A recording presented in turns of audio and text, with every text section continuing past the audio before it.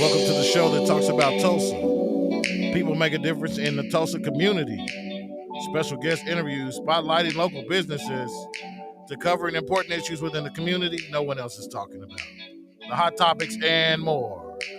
Ladies and gentlemen, this is World One Development's News You Can Use with your host, Mr. Charles Harper, Damali Wilson.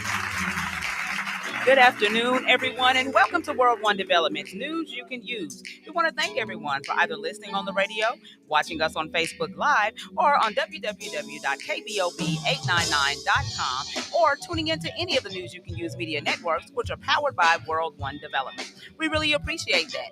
I am your hostess with the mostest, Miss Damali Wilson. And I'm Charles Harper. It's Wednesday, a.k.a. Hump Day, October 2nd, 2024. And we are live every Wednesday at 1 p.m. right here on KBOB 89.9 FM and simulcast on the News You Can Use media network, powered by World One Development. We are set for an exciting show. You guys better call your mom and them and tell them you can dial in at 918-856-3873 or post your comments on our Facebook Live feed at World One Development. So on today's show, it's the police report with Lieutenant DeLauren Sanders. Today, we're going to talk about the Tulsa State Fair, it being here, and what you need to do to stay safe. Yep. We'll also discuss the mayoral and vice presidential debate. It's been going down this week. What were your thoughts? And, of course, our Hump Day hot topics, which are, and we have several today. The Department of Justice launches a federal probe of the 1921 Tulsa Race Massacre. 2 Louisville police officers are indicted again in the Breonna Taylor raid.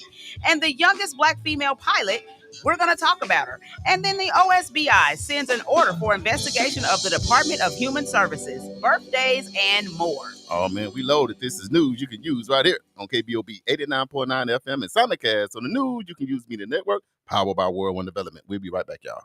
EduRec is a youth and family fun center located at 5424 North Madison Avenue in Tulsa, Oklahoma. At EduRec, we offer a host of activities for children and families of the Tulsa community at little to no cost. To find out about the many programs, activities, and services offered at EduRec, Please visit our website, www.edurectulsa.com, or just give us a call at 918-430-3947.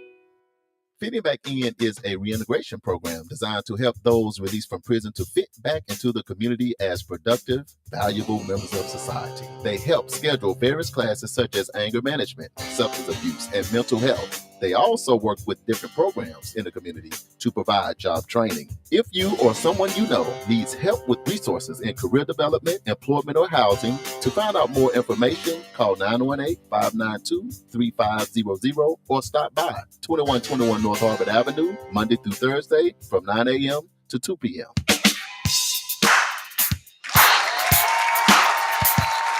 This is news you can use right here on KBOB 89.9 FM and simulcast. So the news you can use with the network, powered by World One Development. And we are back. So News You Can Use is all about shedding some light on the positive happenings in our community. There are many great businesses, programs, and events in our neighborhood, and we felt the community needed to hear about those things. One, so we can support, and two, so we can be informed. What's going on, family? I'm Charles Harper, Chief Executive Officer of World One Development, which includes Fitting Back In, EduRec Youth and Family Fun Center, 36th Street North Event Center. And my job, because the world wants to know, is to provide leadership for all aspects of World One Development with the emphasis on long-term goals, growth, profit, and a return on that investment. And I am so excited and I am so elated to be one of the creators of this phenomenal show. And I'm Damali Wilson, Chief Operating Officer for World One Development. And my job is designing and implementing business operations and establishing policies that promote company culture and vision. I am also in charge of social media for all of the World One Development entities. If you would like to advertise your business or organization on this show or any of our other individual platforms, please inbox me your contact information on Facebook Messenger so we can talk. I am also happy and elated to be one of the creators of this phenomenal show. Damali, is Hump Day. What's up? It is finally Hump Day. Thank the Lord. I know, and I'm feeling pretty excited today in Tulsa, Oklahoma, home of Black Wall Street. Yes, we got a lot of exciting stuff that's coming up. Right. So, like, from today on down, it's going to be busy. It's going down. It's been already going down. It has been. But it's more and more and Yes. more. And the weather is acting right. The weather is, this is my kind of weather. It's my season. This is my season. It's officially the fall. Yes. It's been, about a week, Yes. week and a half or so. But, hey, I can dig it when the fall come around. That part. Not too hot, not too cold. You can kind of wear what you want. Yep. Now, I'm really going to like it when them colors start to change. You know, Yes, the that leaves, autumn, that fall. So, hey, it's all I'm good going to tell you vibes. the best place, I think, in the world to be when the leaves change is Colorado. Colorado. It man, I heard is so about that. beautiful. But Arkansas is pretty nice, too. Hey, let me tell you something. When Yeah. I travel home during the fall, like the Yes. homecoming and stuff, Yeah. man, the scenery is off the chain. Yes. Nice. But I'm going to tell y'all what y'all want to share this show today because I'm telling you we're going deep. We're going to get into some real stuff. So right now, it's a lot of people tuning in. Damali, I don't know what's going on, but the secret listeners are in the house today. Hey, y'all. It's a lot of them. I guess because we've What's been happening? traveling. You've been posting stuff. Yes. It's been a lot going on. And I know another reason why, because the world famous Lieutenant Lawrence Sanders is here. They know the police report. Yeah. They always want to know what's going on with that. But let's get this party started. Yes. So before we get started, we want to send out prayers to the family, friends, and fans of musician and actor Chris Christopherson, who passed away at the age of 88, baseball legend Pete Rose, who passed away at the age of 83, basketball Hall of Famer Dikembe Mutombo, who passed away at the age of 58, and actor James Amos, who passed away at the age of 84. This has all been in the last week. That's John Amos. John Amos. Did I John say Amos. James? It's James Evans. Yeah. But John James Amos. Amos. John. Yeah, there you go. Yeah. James. Yeah. We got to get JJ's daddy. JJ JJ's daddy on Good Times. Times. Coming to America. Roots, all of that. Wasn't he the nicest, meanest father in America? Exactly. He did not play. To me, this is what we had growing up. For y'all young people that don't know, you had either James Evans, Yeah. or you had Bill Cosby.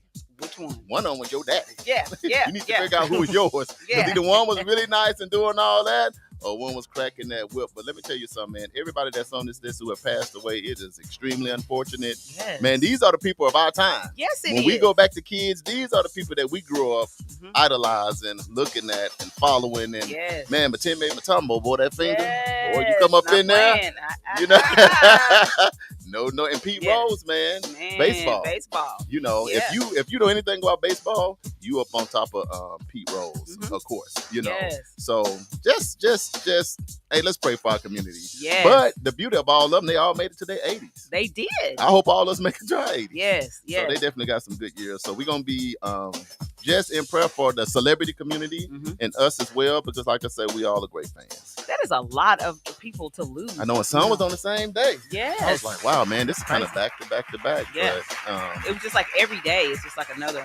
But yeah. So anyway, let's move on to something a little bit more bit lighter. better. Yeah, a little bit lighter.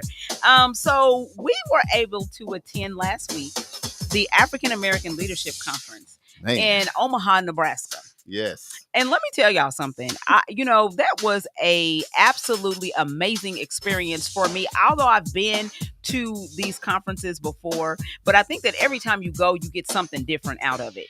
Right. And I mean, I think this time for me, I had a greater appreciation for the fact that we were in the middle of a whole bunch of greatness, right? Yes. This is people from all around the country that ascend on this particular conference. And they are like heavyweights in their own right. Heavyweights, man. Yes. Heavyweight. I mean, from the speakers, to the speakers in the breakout sessions, to, on the main stage. I mean, just heavyweights in their communities doing big things. We're talking about, state representatives, city council folks. We're talking about motivational speakers. We're talking about, people in law enforcement. I mean, just like every area, builders, and I mean, just every area of community. These Black folks ascended on Omaha, Nebraska to basically to glean from Omaha, because they're doing some great stuff in Omaha.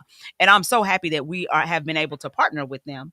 But then to also share, their information, so to be able to be in those rooms and in those spaces and at those tables, sharing, experiences. Oh my God, it was just amazing. Man, so shout out, man, to Willie Born and his wife, Yolanda, because it wasn't just that. It was that was huge, but they celebrated 18 years. Yes. So what that means is the motto of consistency. Yes. If you're going to ever get something good out of anything, Damali, the one thing you got to do, you got to be consistent. Yep. And they, down there in Omaha, have been extremely consistent. And what I think is birthed out of being consistent is people is running for chief of police, chief of the fire department. Well, what you getting ready to do, man? Oh, I'm about to run for mayor. Well, what you doing? I mean, so it's elevating, supporting each other. So for us, we got a chance to go cover it. Yeah. So shout out to NYCU.FM. Yes. You know what I mean? Shout out to the delegation from Tulsa. Shout out to AJ Johnson. Yes. He was on the big stage. Yeah. He was on the big stage representing the Oasis Fresh Market. What he does over there, man, AJ hit a home run too. He did. He absolutely did. And I think that goes to, sometimes we don't think what we're doing is, I won't say that it doesn't matter, but it's not as big as what we think it is. And when other folks from other cities come and see what we're doing, they're just like, oh my God, this is huge, and we're just like, really? We know it's kind of a big deal for us, but we don't think that other people appreciate it as much as we do. So for AJ to be able to get on the big stage, to talk about Oasis, to share his experiences with those other communities. And I mean, he had a packed house when he did his breakout session. Man, packed out. And here's the ticket. We know how we appreciate Oasis here. But a lot of people, if you don't know, Oasis is a model that people are looking at all across this country. Yes. If you don't know, now you know. Yes. So I'm telling you right now, shout out to North Tulsa. Shout out to Rose Washington. I see the councilwoman Vanessa. Shout out to AJ. Shout out to his staff, his team, the volunteers, and the supporters of Oasis, because we have came up with a model in our community so that we don't have to continue to be food deserts. Yes. So I think, now here's the thing, the model to be so funny. So AJ will go up just to talk about the people in the room. You sitting at a table, you just eating your little snacks or whatnot. All of a sudden, well, welcome to the stage, the next Mr. Stevenson, billionaire asset investor. And you're like, what? Wait a minute. I'm sitting by the black bit. What? Yeah. I'm just saying in Omaha, is that kind of stuff going on. And the brother is young. He jump on stage. Hey, I'm managing currently all across this country $1 billion. So if you need help or in this area or that area, if you want to make sure you're getting your wealth and things together, then I can help you out. And he just jump up and jump down. But I'm going to tell you what I love about it, Damali. What's that? The humbleness, man. Yes. Did you run into anybody that was all arrogant? Did not. Or into themselves? Did not. Man, everybody was down for the cause, man. So shout out to, and I know a lot of people listening right now on the live saying, Omaha. Yeah. I ain't gonna lie, Damali, I said the same thing 4 years ago. Yeah. But now that I've been there, Hey, if y'all not up on Omaha got it Omaha, going you on. better get Don't connected. sleep So, on them. yeah. So just go visit Omaha. You know, the Empowerment Network. Yes. If you want to find out how to get connected, no matter where you are in this country, just go to the Empowerment Network, and that's Facebook, that's Instagram, that's LinkedIn, that's everything. Yeah. And when the next big thing come up, and man, Eric Thomas, ET. Oh my God. Beast mode. Beast mode. Yes. I say KBOB is beast mode too. Yeah. Uncle Bobby is for real beast mode. You Right. say something to Uncle Bobby, beast mode gonna come Right. out on you. But if you anyway. guys don't know about Eric Thomas, you really need to. He is the #1 motivational speaker in the country. In the country. Yeah. That's So big time. you know, and from if you hear his story, you'll be like, how did he do that? You know, how did you come from where you came from to be where you are today? So that goes to show, do not despise small beginnings. Yeah, and here's the ticket, Black Wall Street. Now, can we talk to Black Wall Street for a second? Let's do it. They are very intentional about supporting Black businesses. So you're talking about over 400 Black businesses in one area. They collectively come together and intentionally support each other. Correct. So it's not that they're excluding nobody else, Mhm. but in order for us to get back to where we're supposed to be, then that spirit of Black Wall Street is not just in Tulsa, but it's in Omaha and it's other communities. So let's just stay connected. Absolutely. Keep doing our thing and all that fun stuff. So absolutely. Before we actually get started, I know you're probably going to do shout outs here in a moment, but I see that my Uncle Brian is on. We just want to say prayers to Uncle Brian. He had to have surgery this morning, and guess what? What? He got out of surgery and he owned alive. He on the live. Uncle Brian, we would think we was coming by to bring you some Scooby snacks. And here you go.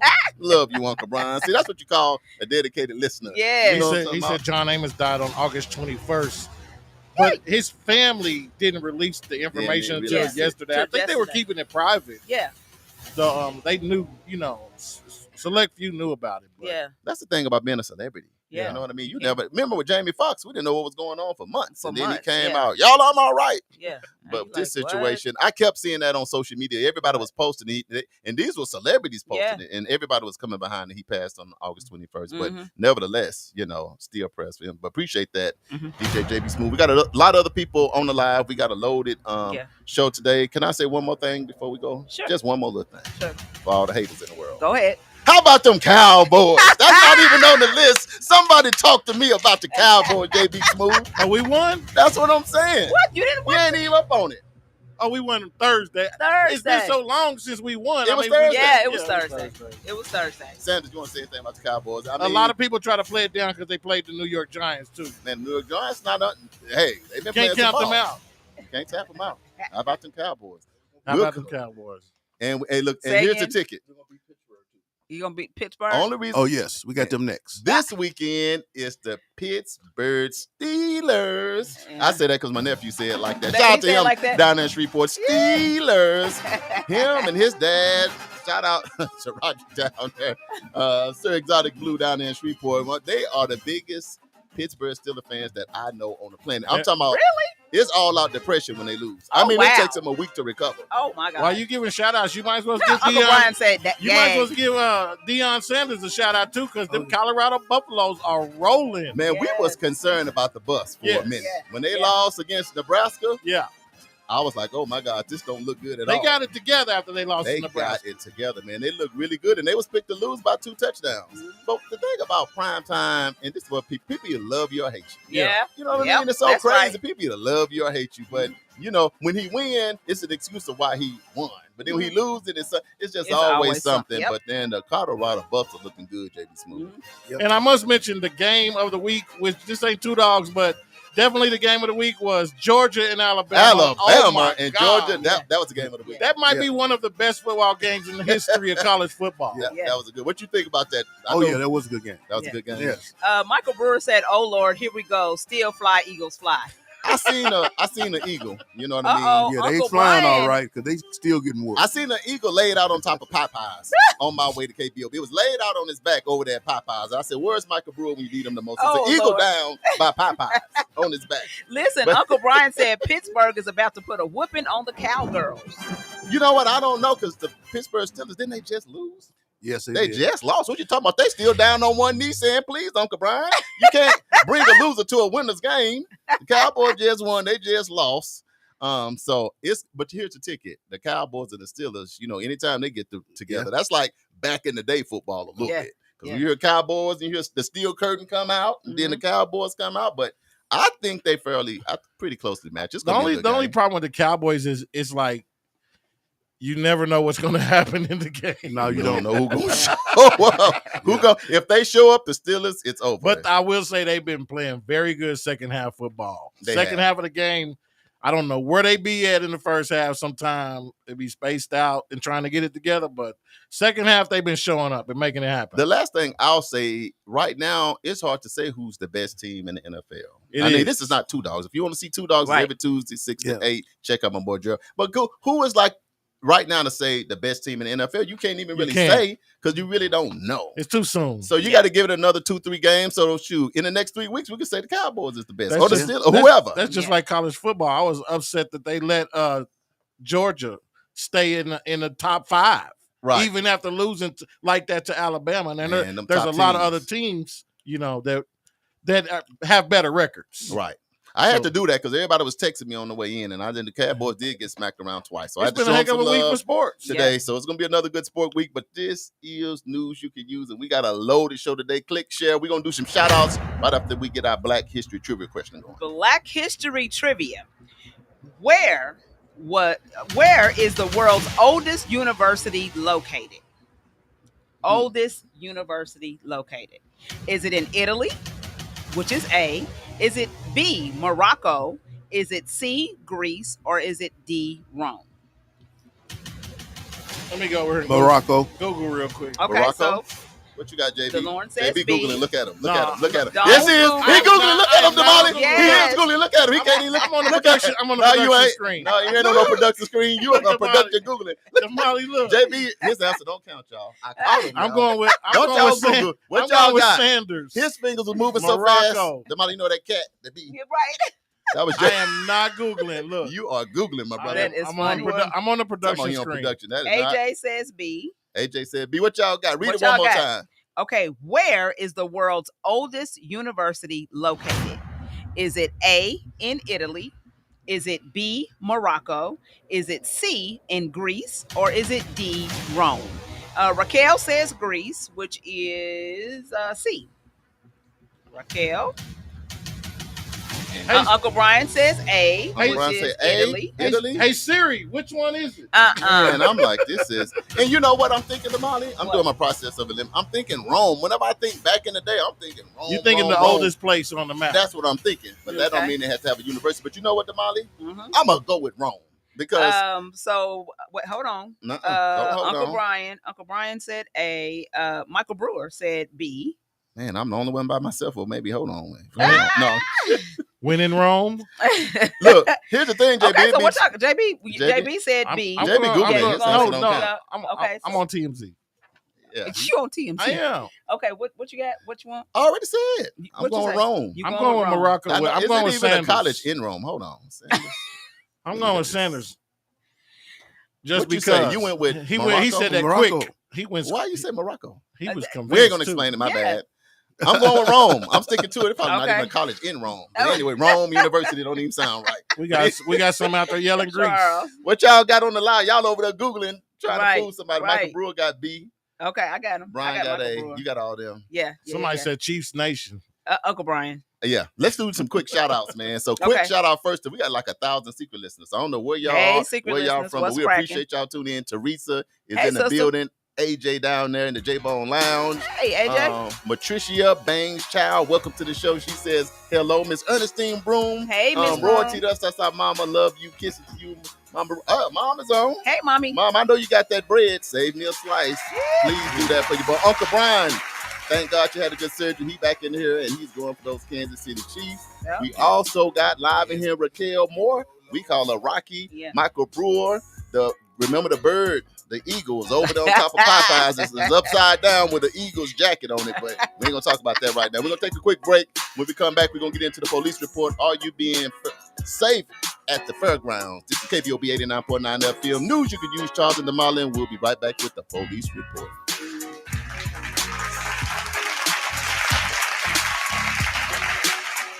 The 36th Street North Event Center is a full-scale event center where we share the experiences of the community.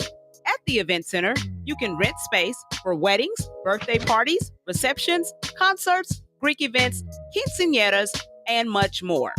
We also do custom decor, linen, and centerpieces. We're located at 1125 East 36th Street North. To book your next special event, business gathering, or community event, call us at 918-200-9046. Fitting Back In is a reintegration program designed to help those released from prison to fit back into the community as productive, valuable members of society. They help schedule various classes such as anger management, substance abuse, and mental health. They also work with different programs in the community to provide job training. If you or someone you know needs help with resources in career development, employment, or housing, to find out more information, call 918-592-3500 or stop by 2121 North Harvard Avenue, Monday through Thursday from 9 a.m. to 2 p.m. The Juice Radio Show and KBOB 89.9 would like to say thank you to all of our listeners and sponsors who donate to help keep our media program alive. Reaching the community, the Juice Radio Network continues to expand as influencers in the community of North Tulsa and beyond, but can't do that without your help. That's why it's important that we as a community continue to support the Juice Radio Show and keep 89.9 on the air. The community not only deserves this service, but needs this service. Let's continue to support the mission and giving a voice to the voiceless and donate to the Juice Radio Show. The Juice Radio Show is a nonprofit 501c3 powered by KBOB 89.9 and Eden Media Services, operating solely off the gifts, donations, and contributions made by listeners like yourself. All donations made to the Juice Radio Show are tax deductible and can be sent to 1216 North Lansing Avenue, Suite D, Tulsa, Oklahoma 74106. It's Tulsa, Tulsa, I see you here. In Tulsa, I'm in Tulsa chillin'. We appreciate your continued support and thanks for listening to KBOB 89.9 FM.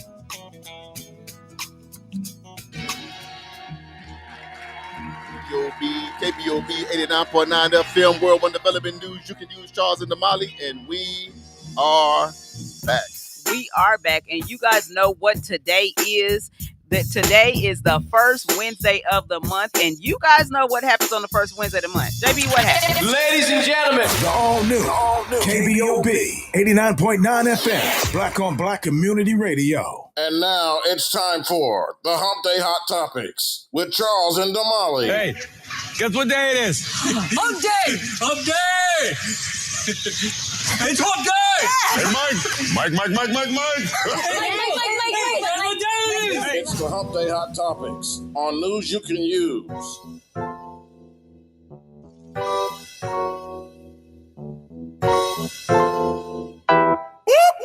That's the sound of the police. And now it's time for the police report.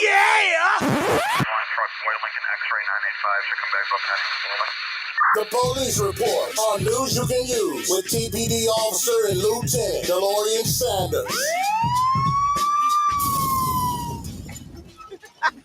Hey. You know what? I still want y'all to do something about this car crash. It just vexes my spirit. I know it do. We're going to get to do something at the end. Like, yeah, I was like, I don't know, like a video, like something with police getting the cat out the tree or something. Here's your little cat back, baby girl or something. That crash is scary. Yeah. But anyway, hey, it's the police report, Damali. What's going on? You know what? Tulsa State Fair just started last Thursday. It did.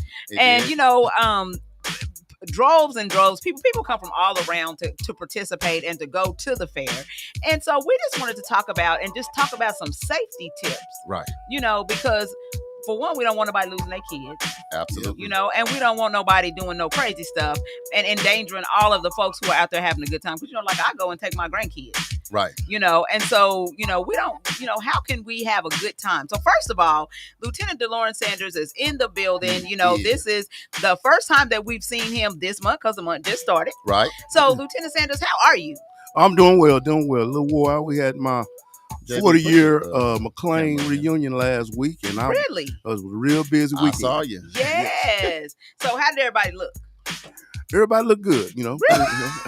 I'm not gonna say nothing. I'm not gonna say nothing bad. This is what he probably saying. My team look good. Right, my squad. My team. You know how your squad. Yeah. You go to a reunion, everybody got a little clique That you Yes. ain't doing nothing to camera. Give us the camera thing and let us do the camera thing. Mess up our show. You know what I'm talking about, Damali? Yes. But anyway, what it is we get a chance to go back, and the people that think they look good get together. The people that gain a little weight get together and say, you know what? I just ate a couple more little milk and cookies and stuff. But you know, people do that. What about y'all? Y'all do it too, huh? Yes. You know, our 40th is coming up.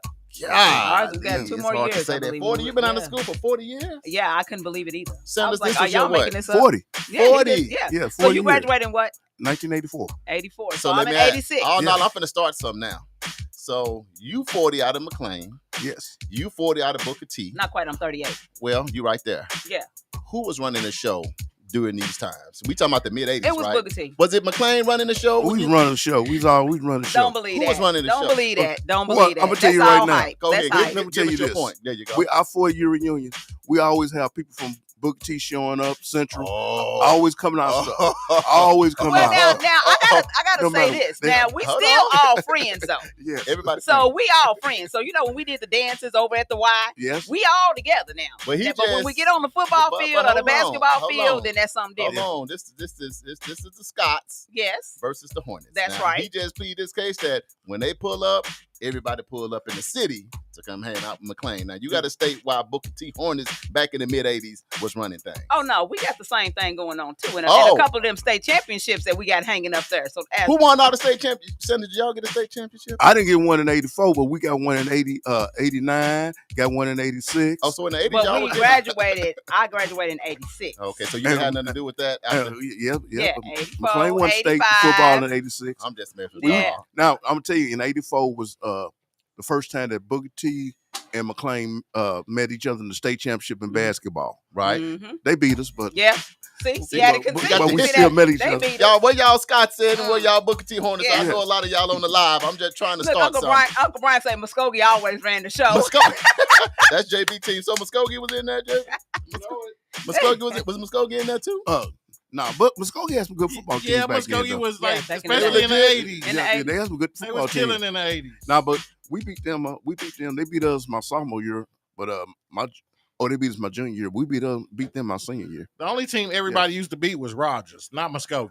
But basically do what we that. saying, the bottom Don't line, do that to the Ropers. whenever Booker T, Muskogee, or McLean was playing, it was going down. It's going That's down. what yeah, it it's sound going like. down. It's going yeah. down. So shout out It's to going y'all down. schools. Shout Yeah. out to y'all schools. Yeah. All right, but we're gonna get we getting back focused, y'all. You know Yeah, we back competitive. We competitive. Yeah. But Lieutenant Sanders, man, how you been doing, man? Other than your homecoming, that's what I like to call that. Yes. What has been going on in your life? Everything been going good. You know, I've been staying busy. You know, we on the police department have made some good decisions, made some good changes around here, and keep the streets safe. You know, and I'm feeling pretty good right now. Forget a Tulsa streets a grade right now. A, B, C, or D, and then why you give it that grade? Right now, Mhm. I give Tulsa streets around a B. B? That's That's good. good. Yes. That's good. Why you That's give them a B? passing.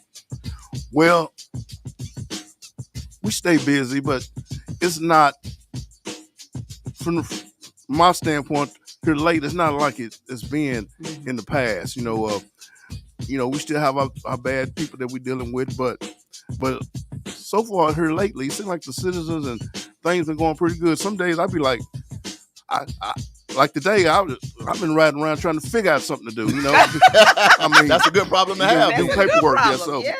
To me, that's called being proactive, Yes. not reactive. Yes. We doing what we need to do, Yeah. so that makes us feel good. What about you, Damali? Yes. Yeah, that makes me feel And really Damali good. hasn't been speeding lately. No speeding tickets. oh, I So know. I I know ain't you even had to pre-rolled cash some them tickets. in. You Yeah, I ain't pre-rolled even some had to tickets, cash them in. but she ain't had to cash none of them in yet. So maybe she holding out to 2025. you know, I still got a cup of oil. You still owe us some. Yeah. I figured you did. You want to try to show us some love. That's why you I got. Anyway, the fair. I can tell you, with me, I like to hear that it's a B on the streets Mhm. in terms of how things are going before the fair comes. Mhm. Because the thing about the fair, it brings about crowds. And there's been a lot of times people like, can't go to the fair because the gangsters mad. Can't go to the fair, there's been a shooting. Yeah. Can't go to the fair, there's been something. But this year, since we got a B, I feel comfortable Yeah. going to the fair. But we still want to get some tips Yes. just to stay safe. So what you got, Damali? So, on the fair actually began on Thursday. Right? And I know that Tulsa Police Department, so let's clear this up first of all. TPD does not monitor the fair, right? No, it's all Tulsa County. We may help them in certain areas, like Okay. maybe traffic or something like that on the streets, but most of the fair security and patrol is left up to Tulsa County. Okay, so we want to make sure that we're clear and get that out. that But part. still, there's still some basic things still that we can talk about that we need to be doing as citizens, right? To make sure that everybody who goes out there has a great time. Like I said, I go and take my grandkids and have them in tow, and I don't want to be out there when there's a whole bunch of crazy stuff going on. You know what I'm saying? And so when it's up to all of us really to make sure that we are being safe and we're doing what we need to do. So Lieutenant Sanders, give me one thing that you think is probably the most important thing that we should remember when we're out in those large crowds. Well, you always need to be aware of your surroundings. Yes. And when you see I've always if you see like a bigger group of young people running in one area, that's not the area you need to go in right there. Right. Go the other way. Yeah, yes, because either somebody's trying to fight or something like that. But I think the most important just to be aware of your surroundings and knowing, not sitting your purse down, right, and make sure like a lady should have like a wrap purse or something that they wrap around their shoulders, not just something they can sit down. And when you're pulling your money out, paying for stuff, right, I would always sometimes when I go to the fair, if I have a certain amount of money I'm gonna spend, I don't usually put it in my wallet. I might put it in my front pocket so I can just put my money out like that instead of pulling your wallet out all the time. Because you don't never know who's watching you. And I would say if you're going to pull out some money, don't be out there stunting. Yeah. You know how people used to do back in the day? Big bank take little bank. And then somebody have a 20 wrapped in a bunch of ones and pull all that out doing that. Yeah. So I would say get you a few bucks. Yeah. But let's say this. What about like parents with little kids? Yeah. Do you pull up and just drop them off and say, be back in 2 hours? Or what advice do you get a parent? No, I believe that if you have small kids that you need to parents need to be with their kids. Have some type of way where you if you're by yourself, where you can always keep an eye on. I know they want to ride and all this stuff, and they walk off, and just have a way where you can keep them. I don't like them little straps they put on kids, but I don't need I know that seems weird to me. Yeah. At what age is it safe for a kid to get dropped off? I like that question. Shoot, I'm gonna say about 16 and above. Oh my goodness! Yeah, when you junior high kids and stuff like that, I don't think it's because of how mature your child is too. Right. And who your child hanging out, who your child going to the front with. Your child may not be bad, but when they're with these other group of people, they may act a little different. Right. So you need to figure that out too. Yeah. It's really how mature that child is for you to decide when you drop I would say them off. that one of the things that always freaked me out, because I have daughters, and it always used to freak me out. Like, I'm like, no, I'm going to go with you, or you got to go with an adult, because I always thought about, even though I just don't feel like there are people just out on the street snatching up kids for sex trafficking and stuff, which they may be, but you know what I'm saying? It's like, that's a place where it's so much going on. It's so much noise happening. It's all this. And, I just never wanted to leave my child out there, but do you see anything? Have you guys seen or have you heard in the law enforcement community about any type of kids being grabbed with sex trafficking and anything like that? We're not here in Tulsa here lately. Okay. But it's always the potential of that happening. Mm-hmm. Right. You never know who's watching your child, who's looking at your child, and you need to be aware of that, because we do have people here in this community that are a danger to children, and you got to always take precautions to make sure your child is safe. Yeah, I always am freaked out about predators. Think about and let me ask y'all this, because I got son and daughter when they're young. Do you got boys and girls? I just got girls. You just got girls. Oh man, so y'all are the police. Damali, you're not a police, but you are a police. Right, because I be watching my baby. Do you think it's fair in how? Because I got 2 daughters and a son. It's kind of like if my son 15, 16, he go, I'm like comfortable. But if my daughter going, I'm a little nervous. Right. Do you think it's a difference, or is a father being unfair if you say that? Because the girl's gonna say we can go too. Right. But with your son, you've been doing push-ups together and some of that stuff. You feel a little more comfortable. Wait a minute, JB Smooth got boys and girls. Mm-hmm. So when you have yours that's gonna go out by themselves, are you just as comfortable maybe letting your 13, 14-year-old daughter go out as your son, or is it a different way you parent them? I think it's just the atmosphere, where they end up at, and the people, like Sanders said, the people that they hanging around, creates, the outcome for what the evening may bring. Because you got a lot of young kids 13, 14, 15 to 18, we say 15 to 18 years old, they just want to go to the fair, They just want to hang out with their girlfriend or their boyfriend and be seen and, be popular. And that's the thing. I mean, it's not that there's anything wrong with it. It's just some young kids get together and I think they start acting a fool.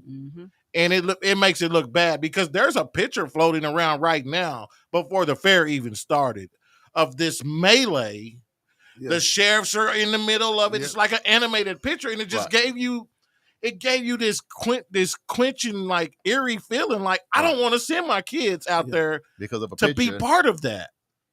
And it was like whoever did the picture, I don't know if it was an artist or what, but it was animated. But you could just see the chaos, what people think the fair looks like, and then they posted a picture of what the fair actually looked like, and it was none of that. Right. Let me ask you this, another question. So say your daughter, son, whomever, you going to the fair. Now you want them to be protected. They got to walk back to the car or whatnot. So what's okay to take to the fair? Can you take a little mace? Could throw a little sand in their eye? What's the defense? Well, look, you see how he said sand? y'all don't know. I said old school. What? Y'all know how Keep a somebody little act sand in your pocket. Right. Hold on, sand. See, JB, no. JB, don't you get the sand? Yeah, right. When in doubt, sand in the Oh, eye. right. I don't know what's happening now. I'm winning That's the like fight. some salt or hot sauce. But Yes. but in all seriousness, okay, your kid is going. Don't But you know want them to, you want them to be protected. You can't take no gun. You ain't on sitting with no No. knife.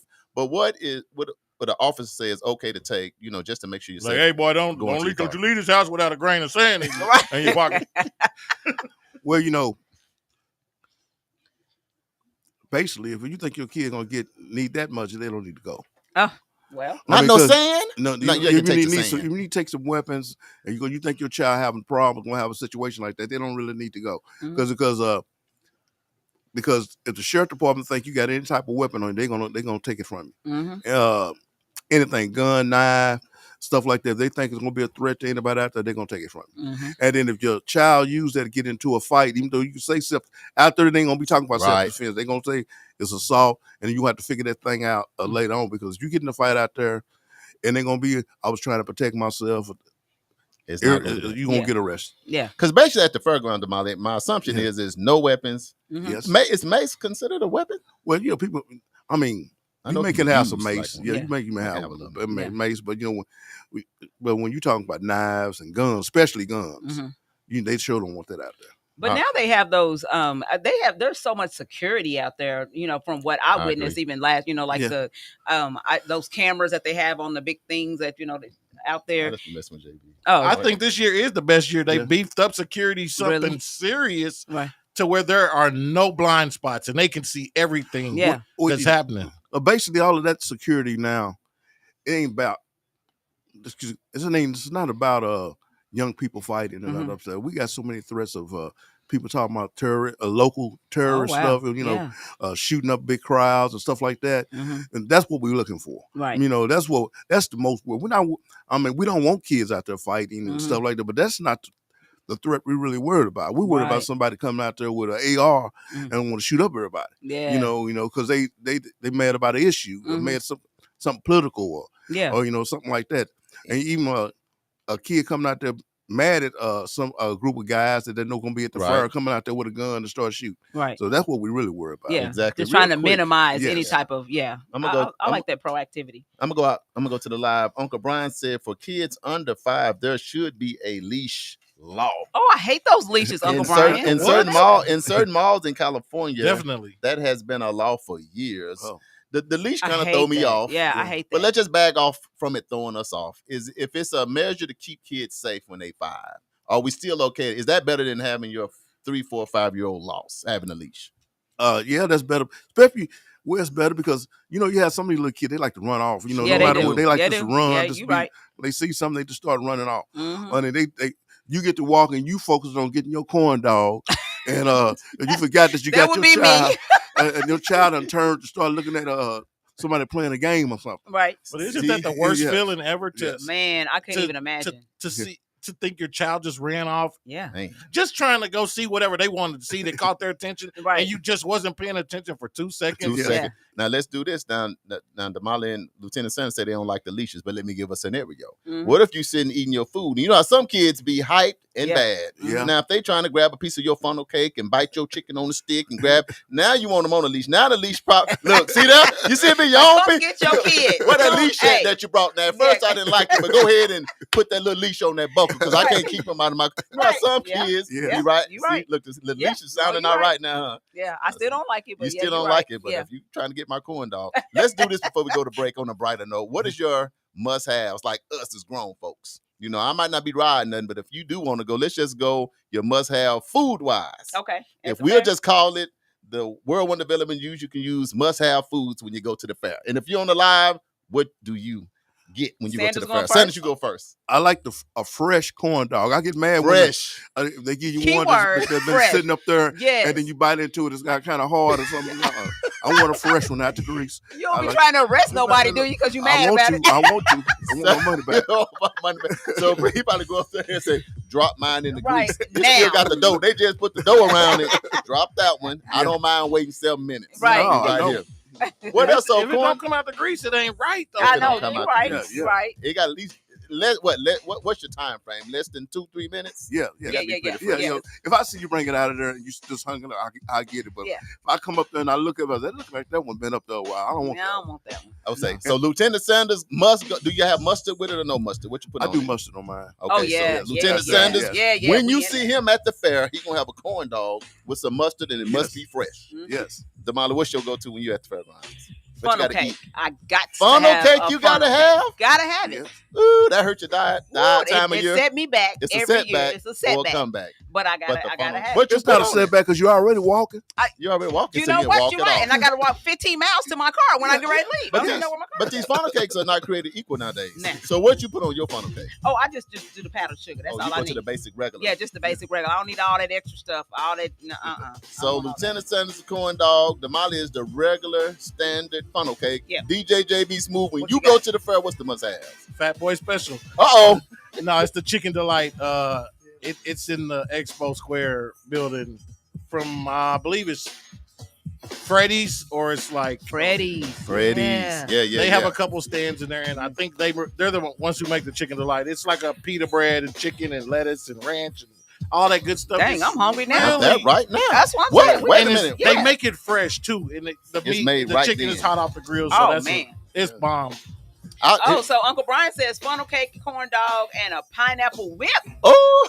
Yeah, yeah. pineapple. The Uncle whip. Brian know what he whip. doing. Yeah. Uncle Yeah, Brian, that's that it. pineapple. Yeah, whip. You that know what he pineapple doing. whip is real. What about you, Charles? Okay. Michael Brewer said a turkey leg. Man, a turkey leg is good. He almost But they made me change my $32 mind. now. I Oh, know. Yeah. They 32. Eating that like a wild animal in the jungle. $32. Look, I can get that from TaylorMade. I like it, but I can't. It's like it's too. The turkey legs be huge Yeah, at they the do. fairground. They I'm do. like, this is like a quarter of a buffalo or something. I'm eating on out here at the fairground. Anyway, here's my go-to. I got a couple of them. Okay. I gotta have the chicken on the stick, y'all. Ooh, Oh, chicken yeah, on the no, stick. see. That's good. I'm gonna tell you something. If you ain't had no chicken on the stick, you better ask something. I gotta have a chicken on the stick. I gotta have a lemonade. Lemonade. Lieutenant yes, Sanders, I yes, got to have that fresh lemonade, squeezed lemonade. yes, That too. Yeah. I gotta have the funnel cake. Yeah. And I gotta have the corn dog too. Yeah. I get them all at one time. I go sit down and cover myself up under a tent, and I put a "Do Not Disturb" sign on there. And it's going down, Lieutenant Sanders, in the tent. Oh yeah. And then I come out and go home Yeah. because now I'm feeling you're fat full. and Yeah, heavy and yeah. full and sleepy. So see, normally we go as a group, as a family. Right. So everybody gets something different, and so then we all share. You know, so that way you Oh ain't no, we too ain't doing fat. that. Oh, you no ain't sharing? You That's ain't why I sharing? go in the tent and do not disturb. No, I'll share what I don't eat, but it's probably gonna be gone. I'll share what Now I it's just don't gonna be eat. a stick on the stick because the You're chicken gonna be gone. I can tell you that. But anyway, if y'all going out to the fair, man, eat good, have fun. Lieutenant Sanders, thank you for those tips. Stay safe. Keep your eyes on your kids. You know what I mean? If you see a pack of kids running, you probably don't want to go there. One thing I want to add too, people will park their cars in these parking lots and Yes. stuff like that. You can't be leaving your purse all in the front seat Man, come and on. stuff like that. Anything that's important to you, you need to either put it in your trunk or take it out your car before you go out there. Yeah. People do go walk around looking in windows. Yeah, they do. They looking in windows, looking for opportunity. And the price, I think the prices have just went up on things. Parking is $20 to park at Yeah, that's the lit. Expo Square. Parking just to park is $20. So everything seems to have increased in price. I don't know if it's just inflation And the turkey legs are $18, not $32, but that's about half. still expensive for a Yeah, turkey leg. it That's is. an expensive bite. We're gonna take But a the quick fare break. is expensive itself. So. It is. Lieutenant, It is for real. Lieutenant gonna hold on to 3 more tips for the fair that we're gonna do at the end of the show. He's gonna be 3 more tips that you must have. But we're gonna take a quick break. Did y'all see the mayoral candidate debate? Did you see the one last night with the Vice VPs presidents, yeah. potential? We're gonna talk about that next, man. It's about to get deep. This KBOB 89.9 FM Whirlwind Development News. You can use Charles and Damali. Coming up next, the debate.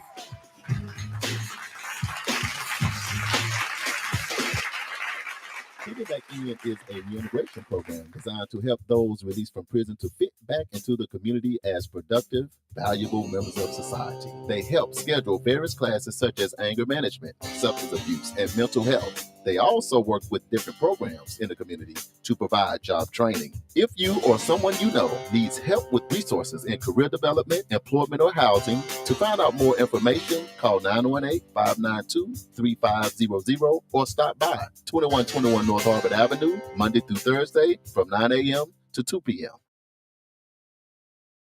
The 36th Street North Event Center is a full-scale event center where we share the experiences of the community.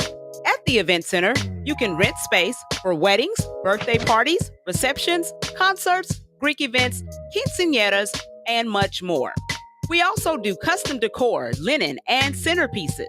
We're located at 1125 East 36th Street North. To book your next special event, business gathering, or community event, call us at 918-200-9046.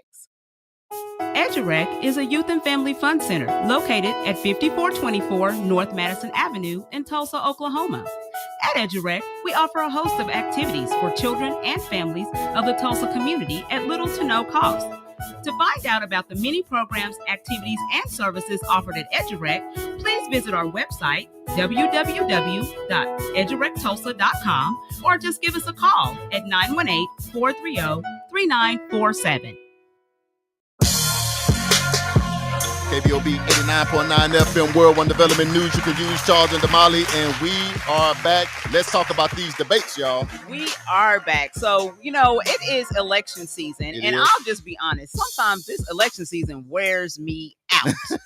Right. Because it's just so much deception, so much crazy stuff being said. And you just got to sort through the weeds. You know what I'm saying? Right. We can't get to the issues, without having to go through all this other crazy stuff. So it just drives me insane. But nonetheless, that does not mean that I'm not going to vote. Absolutely. That does not mean that I'm not going to exercise my right. And that does not mean that I am not going to educate myself about the candidates to make sure that I am voting for someone who has the same values that I have. Absolutely. So on this show, we try to encourage everyone we don't care who you vote for.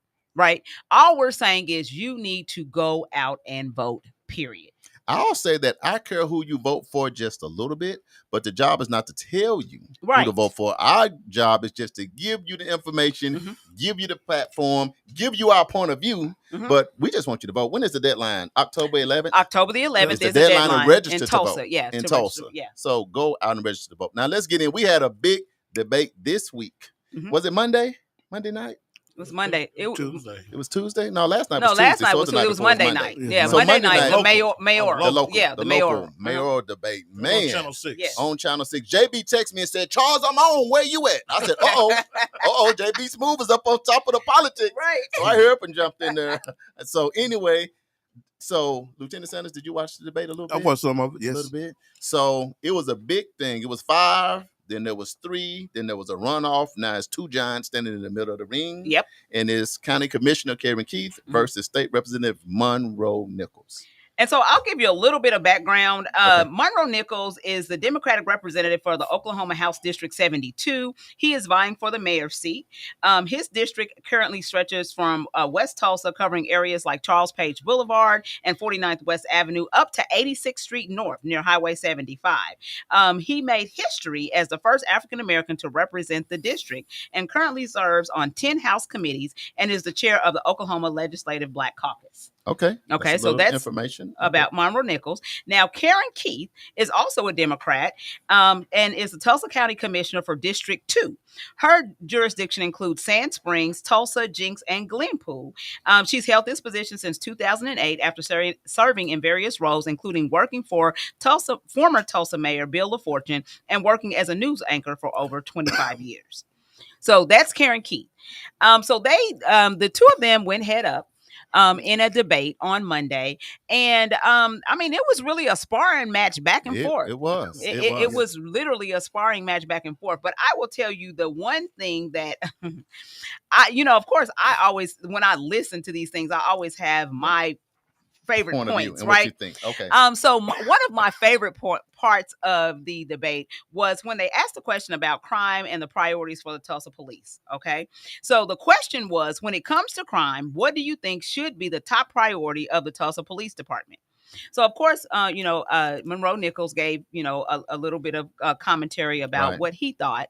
And then Karen Keith comes out and then she starts, she's talking about that we're 130 officers short and, she's, wanting to support the police department. But then she kind of went on this little rant and started talking about Senate Bill 825.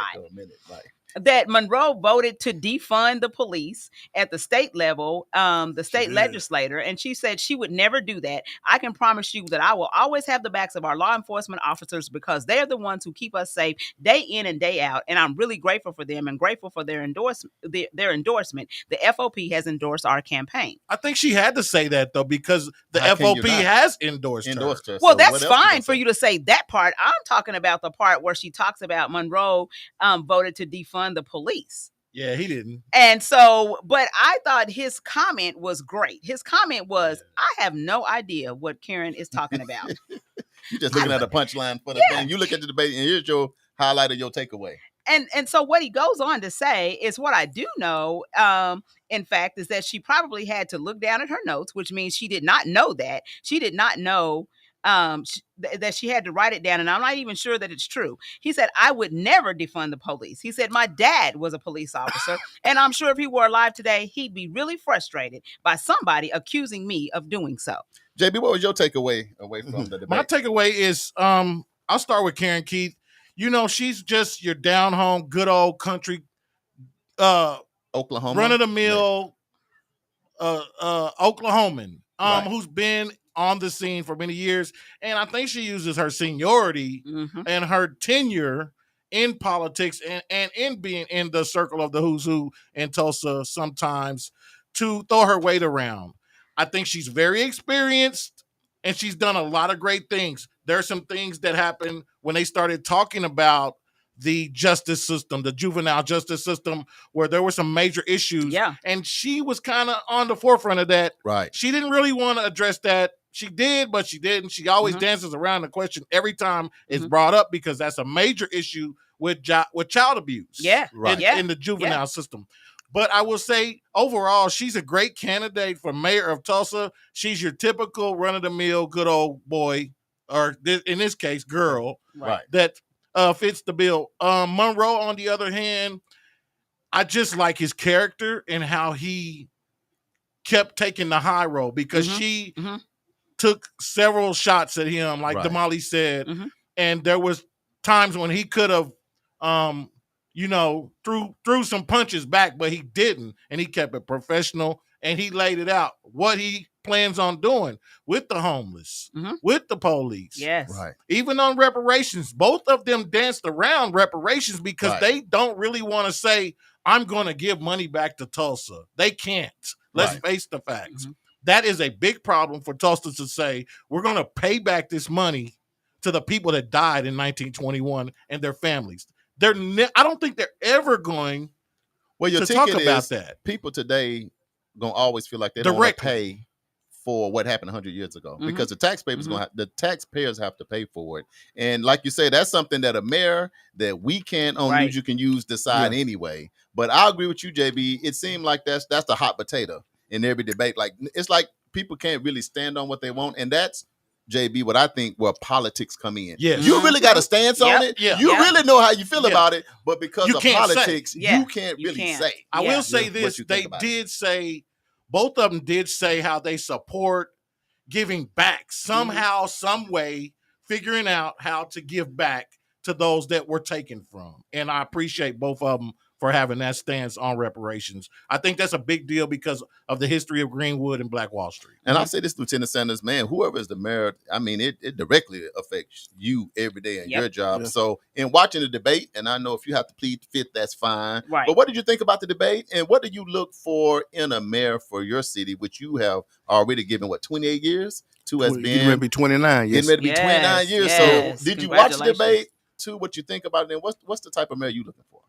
Like I told you before, I'm looking for a mayor that's going to be fair. It's going to be that's going to be able to, I don't want a mayor that's going to be kind of like Friends, good old boy thing that you're not going to look at all the issues and try to help out everybody, and as part of the debate that I did see, I know, I could see the experience of the I can't think of his name right now. Monroe of being in politics. He's seasoned. Through the state level. I can see that. And I can also see, the experience of Karen Keith too. I can see her experience too, but I can really see it in him because of the way, because he's been there dealing with, state representatives and all that kind of stuff. Can we add real quick that this will be the first time Tulsa will have a Black mayor if Monroe is elected. That's a big button for some people in this community to push. Right. And I'll just try to unpack it a little bit. Just a little bit. And then y'all let me know what y'all think. I think starting out in my mind, I'm just going back a little bit. I think Monroe was the underdog. I don't think people even thought Monroe was going to make it to this point. A lot of people did. I'm not saying everybody thought that because he got a team. And my thought, I don't know why they thought that, because he was with Mayor Kathy Taylor, her chief of staff. He's been state representative for 8 years.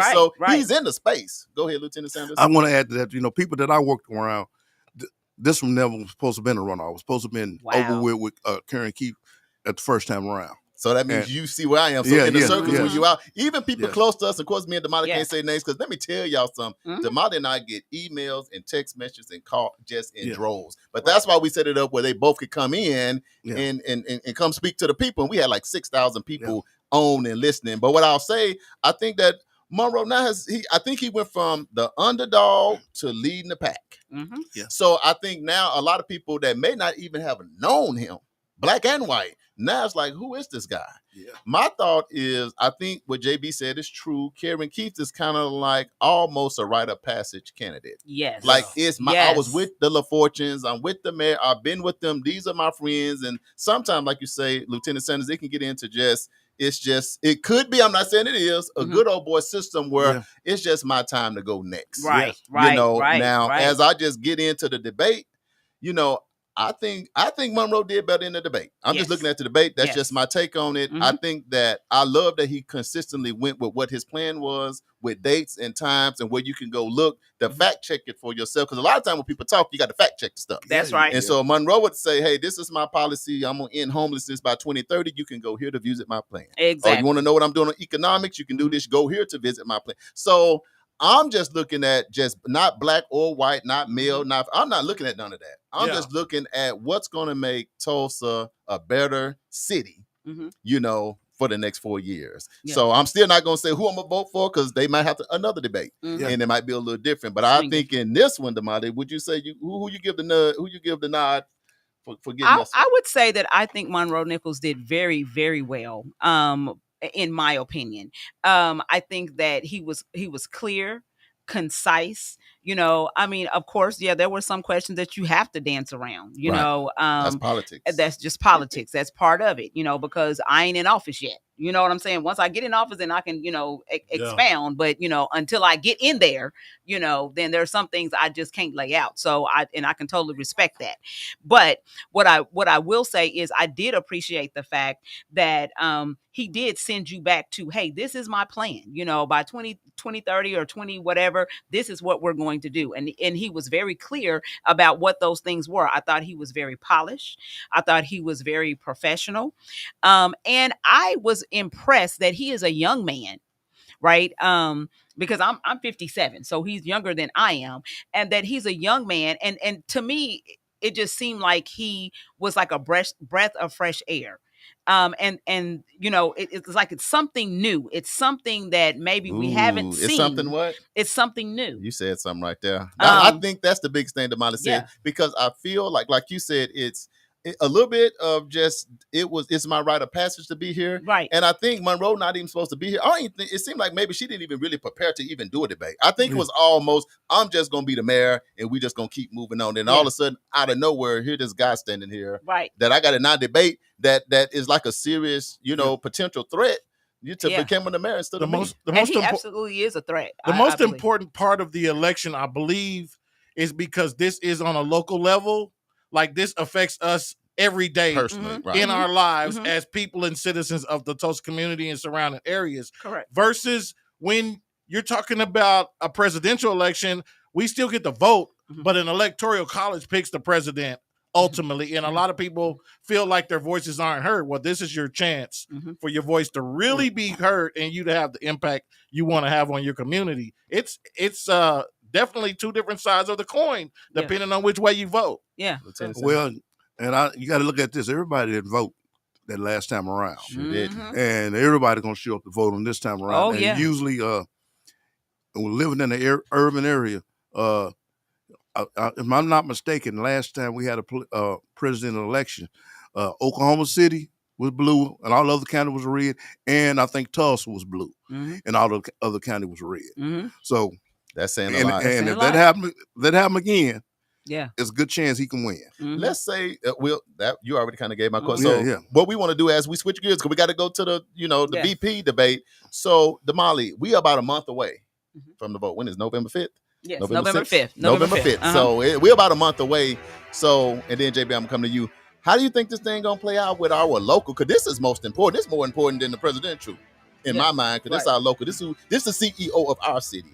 How you when Damali's sitting back thinking about it? How you see this thing playing out? What y'all thinking on the live too? Because I'll come to the live. Yeah. What you think? Yeah, so I think that what it's going to boil down to is who actually embodies the values that you are looking for in a candidate, right?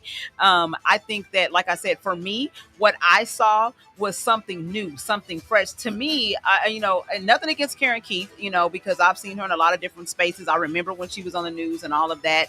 And I think that she has a lot of great qualities if she were running against someone else. But to me, I want something different.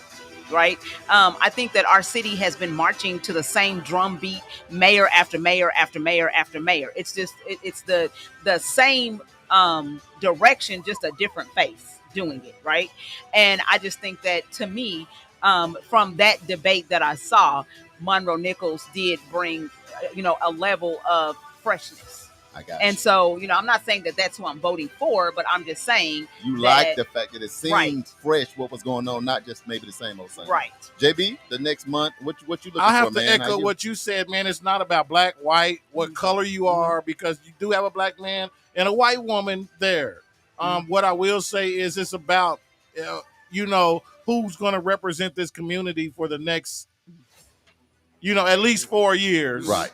Maybe 8, maybe 12. It just depends on how long they get to stay in office. But it's a pivotal moment for Tulsa. There's a lot of growth. You see how much economic development is happening in North Tulsa alone on the 36th Street corridor. If you don't see what's happening in Tulsa, it's a lot of growth. So whoever's in office next is going to be instrumental in where Tulsa goes for the next 10, 20 years. I think a lot of times, because if you think about it, some of the heavyweights haven't even endorsed anybody. Yeah. I think this has gotten so tight, people's like, I'm keeping my hands off. Because you know how it go. You decide to go with this person, you lose. Yeah. Get up out of here, Fred. You did. Nah, okay. Shout out to all the Freds out there. I'm just saying. But then, but that's what I love about being on KBOB. We can tell our story our way. And anything we do with love anyway. Right. What I'm looking for, I hope they get to, this is really the second debate, I believe. I think the first one was pretty short. Or maybe they interviewed them separately on the news or something. Yeah. But I hope they do another debate, just to see another one. At this point, I'm just looking for, and I'll say Monroe in the debate said more of what I was looking for. Right. Because I'm a planner. I don't have no other choice, and with a specific plan, I kind of know where we're going versus, and it made me feel more comfortable that he wasn't reading notes. He has a plan. Well, the ticket Yeah, is he when does you can have just sit there flat-footed, and when people ask you questions to do stuff, then that And lets gives you know the right it's- answer. You get it right, and it's in it. So I think Uncle Brian said that Mr. Nichols handled the debate with class. Yes. I think he did that because he was not trying to do anything to throw Karen Keith. Now, if she threw a punch, it's like he'll counter and throw something back, but he would leave it at that. It's like he's more thinking about Tulsa, our city. It is going to be something different. And this is my final thought. I think because it's a presidential election, Right. Year. I think that this year because you got the comment. We're gonna get into that next. But I think Monroe can benefit from that because it's a national election. Yeah. And the way Kamala is treating Trump. I'm still not telling you who to vote for over that, but I'm just saying in the debate it was a landslide. So I just think that a lot of people might be feeling like Damali.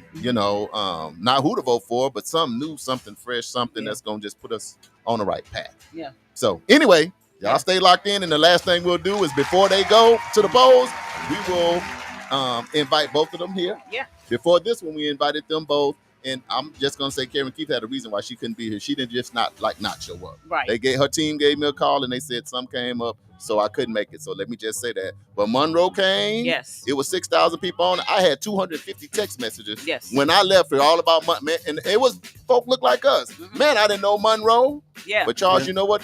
Thank y'all for doing that because I know, and I'm gonna go vote for him. Yeah. So shout out to KBOB. Yeah. World One Development News you can use, and JB was jamming too. Vote. Trump and Harris take a back seat while Vance and Walz That was the next one. take the hot topic. Yeah. Yo, who you got? Debate last night. Let's switch over to the BP. Yeah. Who you got, Damali? Damali, what you think of? Did you watch it first? I did watch it. What you think about it? To me, I thought the debate there were certain issues. Actually, okay, so let me say this. Let me get my thoughts together. Yes, you got Okay, it. so there were certain issues that I thought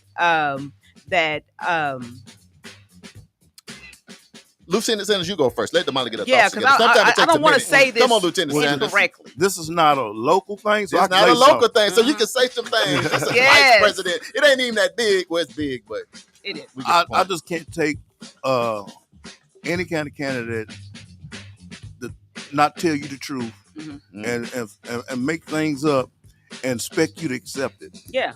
And then so I didn't think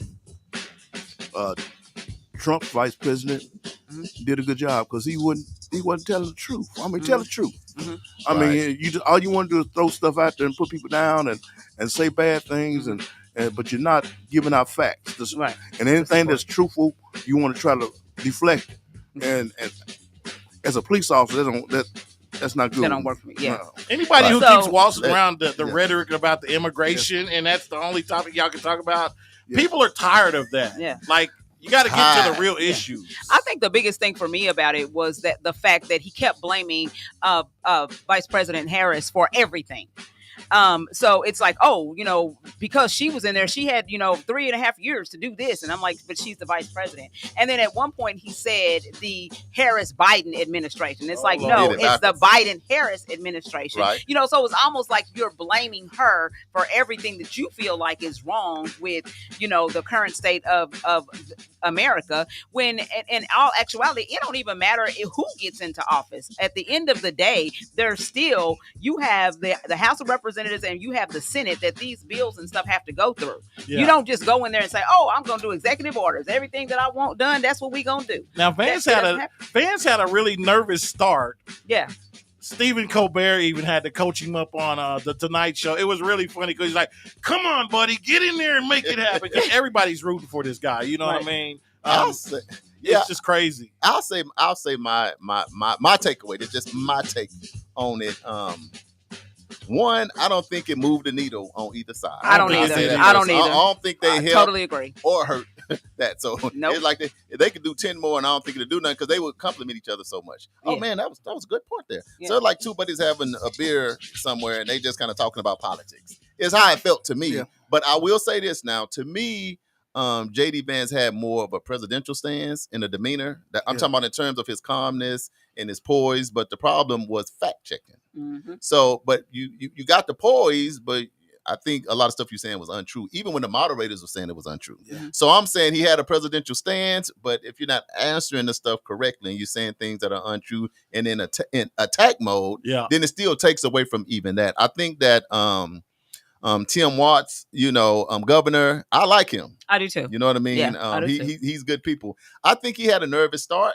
That's just me, my person. I think he had a nervous start, but it felt like, other than the situation with China, and let me just say this, the thing about Trump and what he did with J.D. Vance and him switching stands, politicians do that all the time. Me, that don't even mean nothing to me. I think when him going to China, he was 17. Whether he went in July and August, that don't mean nothing. Neither one of them. That wasn't like a got you moment for me. You 17, was it August, was July? You asked me what I did 2 weeks ago. I might get confused. Ask me about tomorrow. I mean, yesterday. Yeah, but I don't know. I'll put it like this. This is my uncut. This is my thought, and then we got to switch gears. Is that to me, it seemed like J.D. Vance is a go along to get along. I just feel like when what happened on January 6th, in my mind, I feel like it can happen again but it'll be worse. Because I think he would just do what Trump say. And I have a lot of respect for Pence, because when Trump was like, man, forget our democracy and just just think about what would have happened. Yeah. So what scares me the most is J.D. Vance seemed like he's just a little brother hanging with his big brother. And whatever the big brother say do, he gonna do. And Tim Walz seemed like he out of Cornhusker land. Yeah. And it seemed like if she's in the future our president, that if he feel like she's going wrong off, he just seems like the kind of guy go, President Kamala, I don't know about this. I don't know. I don't think he's just gonna go along to get along. I think he's gonna have his stance on things. That was my, at the end of the day, takeaway. Yeah, I think you're right. With one more with Israel and Hezbollah continue to clash too. I think that's a real hot button issue when it comes to who's going to take over office, because there's the possibility of a major war brewing. I don't know if it's how big it turns out to be, but the U.S. is continuing to supply weapons to these other countries and help them without being boots on the ground. Right. How long can that continue to happen before they say, "Oh, we need y'all over here," and then here we are in another major conflict? I totally agree, JB. That's a tough thing, but that's a question they put out there, and you gotta, if you're president, I think that here's the ticket. If I'm on the street somewhere fighting, give me Trump. But if it's because hold on, let me get my point. Let me get my point. Look, Sam's like, no. Here's the thing. If I'm in the hood, you got to listen to everything I'm saying. And I'm in the hood somewhere fighting some lower level stuff. Give me Trump, because he's kind of crazy. I need a crazy friend. But if it's the highest position in this land to push a button and we got a nuclear war, do not give me Trump. Because what we do in the hood fighting, we can't do it in the White House. Right. Yeah. You know what I'm talking about? Yeah. So that's what I'm saying. Yeah. So Michael Brewer says, people crack me up with that, saying what Harris has done in 3.5 years. I'm like, she's not the president. It's like the assistant manager telling the general manager what to do. Come on now. Yeah, you're right. Right, because the Eagles trying to tell the Cowboys what they gonna do. Here's the ticket, because when Trump was in, you wasn't hearing nothing about no Pence. Trump is my show. I'm doing my thing. So now the VP, it don't even matter. It's just he the president. It's the same thing. Biden is the president. This is the vice president. Yeah. So you just support what I'm doing. Shout out to Kenyon Johnson down there in Oklahoma City. Hey. Appreciate you for tuning in. So what we gonna do next? So I just think that, so take away from this is everybody go do your research. Right. It was very clear last night that Vance was just a good liar. I'm just being honest, in my opinion. So if you need to go and do the research for yourself to figure out what his stance is and how it has changed and flip-flopped, and decide if that's the person that you want, then hey, that's who you that's the team that you're going for. Well, say something for the people and then switch gears. Yes. JB Smooth, we'll start with you. This local election with our mayor, and then for the president. I'm so excited about the local election in Tulsa, Oklahoma. I am too. I'm just excited about where things are going with the Tulsa economy and all the growth, especially in North Tulsa. They've been lacking for so long, and it's right. I mean, we in that community, so it feels so good to see the growth and the expansion. I can't wait to see what it looks like, the final product. And whoever gets to lead the city, make sure you do it right. Keep it going. Yeah. Lieutenant Sanders, when you think about the local and the national, then kind of what's your takeaway? Tell the people something. Encourage. Well, like I said, the local, this is history making. Yeah. To have somebody like Monroe Nichols going for mayor, even Karen Keefe, this is history. This is either way, this is history. And for us, the national, I really hope that we put the right person in office, because if we put the wrong person in there, I don't know what's going to happen with this country, and I'm not going to say which one is not, but I'm really nervous about this election coming up, because if the wrong person get in office, it's going to be some problems. So get out there and vote. Damali, we're going to switch the camera to you with your glasses on. So what I would say is this, that we only have, so on the local level, I'm encouraged by the candidates that we have. I believe that they are both pretty strong because they have the experience to be able to handle the position. And I am hopeful, from listening to the debate, it seems as if the things that our current mayor started, it seems like they are both willing to carry those missions on. Like we talk about the Beyond Apology. That was one of the things that they did mention, each one of them. And so and we're talking about reparations and those things, then, they're talking about looking into those things, not saying that we're going to give it, but, so they're it seems like they're both very tuned in and willing to continue the work of the previous mayor. Now, when we get to the presidential election, what I will tell everyone is this: there are only two candidates in this race. Right. So either you're going to vote for former President Trump or you're going to vote for Kamala Harris, Vice President Kamala Harris. Those are your two options, right? Your option, even if you don't like both of them, find something in common with one of them, because those are the two that we have, right? And so find something in common with one of them and cast your vote. Don't sit on the couch and say, oh, I just ain't gonna vote. Because as we saw, even with the local election, that it got down to just a couple of hundred votes. Right. And that's what made the difference. So don't sit at home saying, oh, my vote don't count. It don't matter. Every vote counts. Right. Vote. Please vote. You got until October the 11th to go ahead and register to vote. Please do so that you can be able to vote in the November 5th election. Yeah, and Uncle Brian said early voting starts October 30th. My thing is, get out and vote. I'm like you, Damali. I think with our mayoral race, it's two options. I don't feel like neither one of them are horrible for Tulsa. I think both of them will do a decent job. Right. I think the debates are good. I think having them on platform talking about what their platform is and what they're going to do helps out. So I hope they get a chance to have another debate. I'm glad we had a conversation, so you can look at what we said on that. And the the presidential debate is still important because of what Lieutenant Sanders says. Man, we got a lot at stake this time, and we've had one president that got a chance to drive the car before. I'll tell you what makes me nervous about that is when you got all these felonies. I ain't gonna lie, because I would be like, you can run for president with felonies. It makes me feel like it's what is really going on. I'm just saying my take versus. You know what? Can I get my point out? See that? I done triggered something. No, go ahead. I was just going to tell you that my mom said, and she made a point that if we have a president that has felonies, then you need to take that felony question off of every application in the whole country. Because what difference does it make? If we get a president, if we put a president in office who has all of these felonies, then what difference does it make? JB, what you think about that, man? I'll tell you what I do think. It don't matter who you vote for in the upcoming local election. Why? For all those people who say my vote don't count, you're right. It really doesn't. Why? Why? Because when it comes to subjects like reparations, the DOJ has launched an investigation locally. It's going down, y'all. Massacre on Wall Street, Black Wall Street. Yeah, the DOJ is It's going down. So let's switch gears, y'all. We had to deal with our little debate thing. So y'all let us know on the live. We appreciate that. So are we gonna jump into our Hump Day? Yeah, Hump Day hot topics. Let's go. Let's hit them. Ladies and gentlemen, all new KBOB 89.9 FM, Black on Black Community Radio. And now it's time for the Hump Day Hot Topics with Charles and Damali. Hey, guess what day it is? Hump Day! Hump Day! It's Hump Day! Hey, Mike! It's the Hump Day Hot Topics on news you can use. I love that drop. I know, right? Lieutenant Sanders, you got about 3,000, 4,000, 5,000 people. They always here to see you, man. Thank you. He said he appreciate y'all. Yeah. Y'all lock in with us. Damali, let's get into this first Hump Day Hot Topic. Okay, and we're just going to drop these. We're not going to, because the time is, so we're going to hit and move.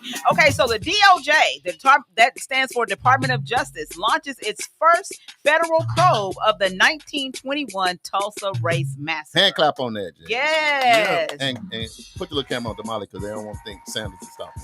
Yes.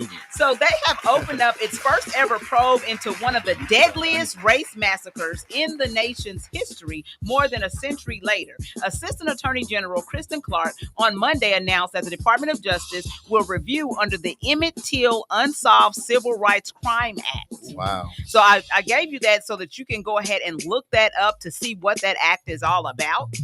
This law allows the federal government to investigate civil rights crimes that resulted in death and occurred on or before December 31st, 1979. Clark said that the department will issue a report analyzing the massacre in light of both modern and then existing civil rights laws. I'm only going to say two things to this. Okay. One, huge kudos to attorney Damario Solomon Simmons, Dr. Tiffany Crutch and her team, because they've been doing so much for years. And just a few weeks ago, we thought it was over when the Supreme Court brought that down, that was it.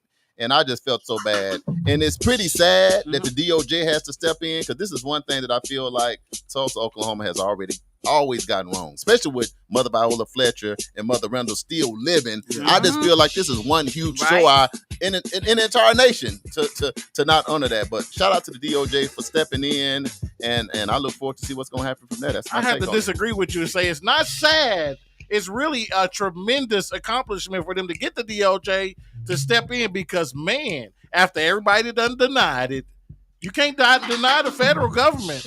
I know. I'm just saying it was sad that the city of Tulsa. I know. I just had to reverse that. It's like somebody in your house did something to you, but you got to go to somebody outside your house to stop it. The Supreme Court can't stop this one, huh? This is nobody can stop it. It's this one going down. But thank God, man. I just feel just so much better about our survivors and the descendants. They got and another Tulsa chance. They got because of a this. good chance. And I'm hoping the DOJ get it right. Yes.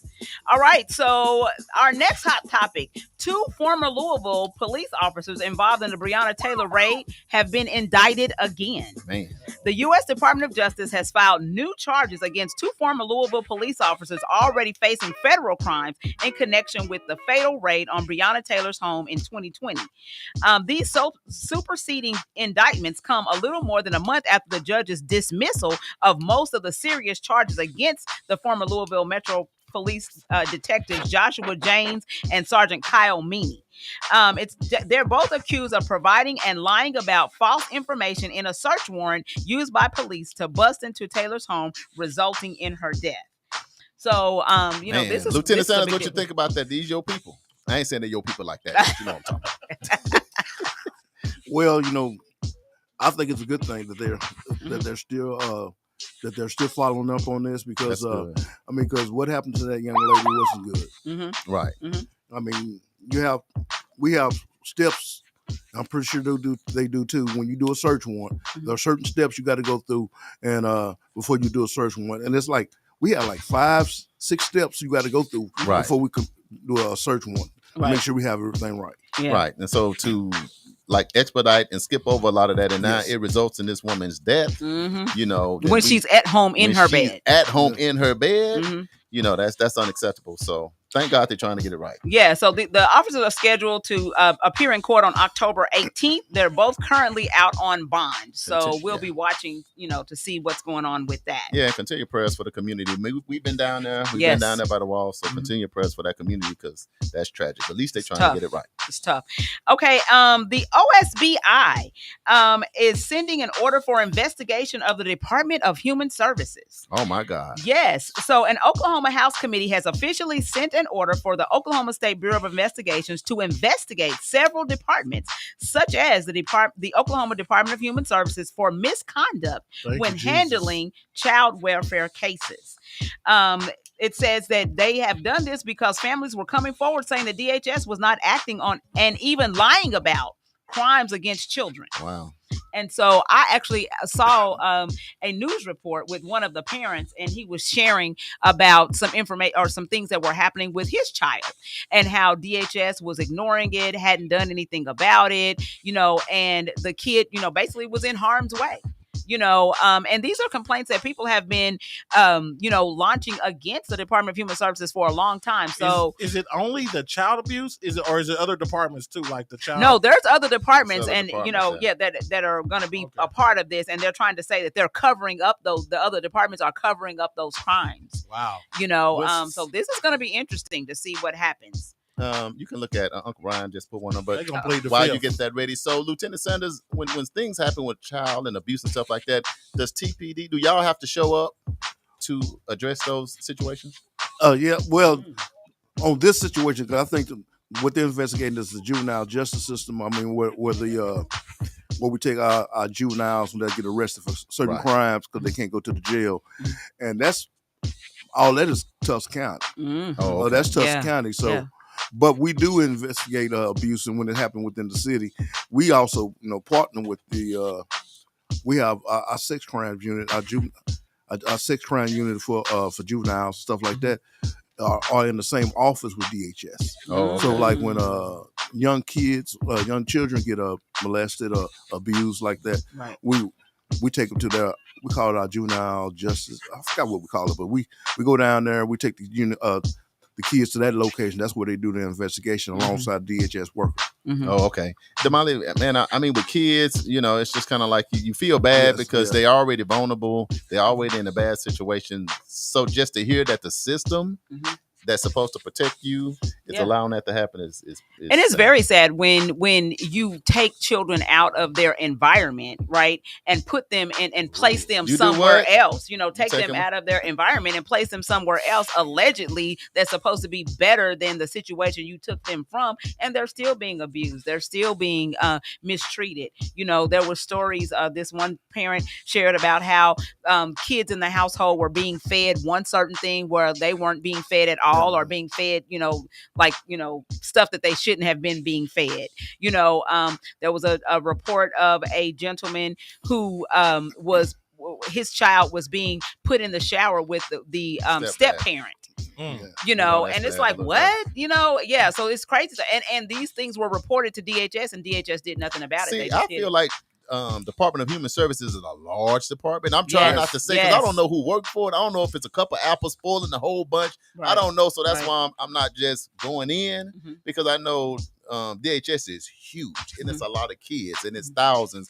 So it's hard to just be like, go in there and get them. I don't know.